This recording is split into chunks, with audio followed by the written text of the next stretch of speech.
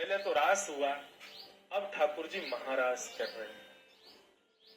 जैसे ठाकुर जी ने महाराज की योजना बनाई, इतने में ही महाकाल उज्जैन में बैठे हुए महाकालेश्वर भगवान विचलित हो गए। बोले ठाकुर जी महाराज कर रहे हैं और हम यही बैठे बैठे अपने ऊपर अभिषेक करवाते रहे, ऐसा कैसे काम चले। सोई महादेव दौड़े सीधे वृंदावन की ओर। जैसे ही वृंदावन में प्रवेश करने लगे, गोपियों ने मार्ग रोक दिया। बोले कहाँ घुसे जा रहे हैं भगवान? बोले रास बिहार हो रहा है, रास करने जा रहे हैं ठाकुर जी के साथ। बोले भीतर रास बिहार में एक ही पुरुष अलाव है, श्री कृष्ण, उसके अलावा सब गोपी हैं यहाँ पर। आपको भीतर जाना है तो आपको भी गोपी रूप धारण करना पड़ेगा। महादेव ने तुरंत अपना कमंडल आगे करके भिक्षा याचना करते हुए अन्नपूर्णा मैया को प्रकट किया। अन्नपूर्णा मैया अन्न सामग्री लेके प्रकट हुई। महादेव बोले अन्न नहीं, आज तो आप अपना श्रृंगार दे दो हमको। और माँ अन्नपूर्णा ने अपना श्रृंगार महादेव को प्रदान कर दिया।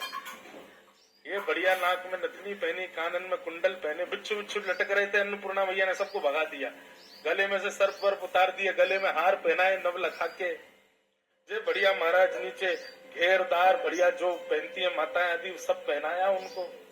चुनरी उनरी उड़ा करके, होठों पर लालिमा लगा के, आंखन में काजल वाजल पधरा करके महादेव के जटाओं को खोल दिया और खोल करके यमुना जल से धो दिया। जटा बना रखी थी, केश बनाया। जे घुंघराले केश महादेव के इतने सुंदर लग रहे हैं कि महाराज क्या कहें।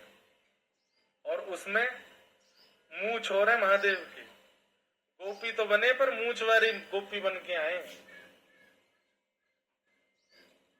ऐसा रूप धारण कियो, धम धम मर्दानी चाल, लिए घूंघट हाथ में चल रहे महादेव। गोपियां बोली अरे देखियो ये कैसी गोपी आ रही है। बोले ऐसे भीतर ना जाने देंगी, पहले आपको मुख देखेंगी। महादेव घूंघट करके खड़े हैं। गोपियां बोली ए गोपी ने अपनो मुख तो दिखाए थे। महादेव बोले नहीं, हम जिनके लिए तैयार हुए हैं उन्हीं को ही दिखाएंगे। गोपी बोली अरे हमें पता है तो बहुत मलूक है, नहीं दिखाए तो दे। अगर सुंदर होगी तो ही भीतर जान देंगी, नए को कोई कमी लगी तो यहीं रोक देंगी। महादेव बोले वैसे तो बात यह है कि अगर हमने घूंघट ऊपर कर लिया ना तो तुम सब मूर्छित हो जाओगी, रोकने वाला बचेगा ही नहीं। हमारा रूप ऐसा है कि उसको वही देख सकता है जो भीतर नृत्य कर रहा है, आप नहीं देख पाओगी।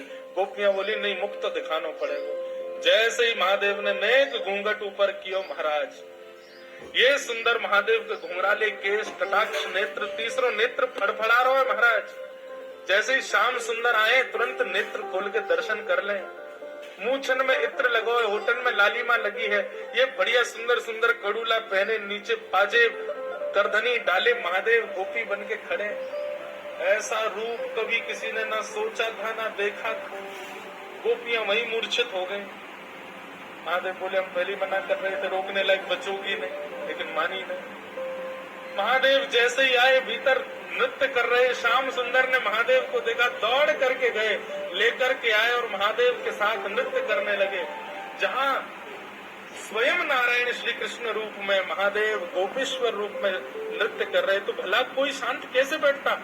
सूर्य ने भी आज नृत्य करना प्रारंभ किया। महाराज शरद पूर्णिमा रात्रि थी, लेकिन सूर्य भी प्रकट हो गया, वो भी नृत्य कर रहे हैं, चंद्रमा भी नृत्य कर रहे हैं, तारे भी नृत्य कर रहे हैं, गंधर्व भी नृत्य कर रहे हैं, आकाश भी नृत्य कर रहे हैं, पृथ्वी भी नृत्य कर रही है, 14 भुवन नृत्य कर रहे हैं, नदियां भी रूप धारण करके आई, सब नृत्य कर रहे हैं। क्यों?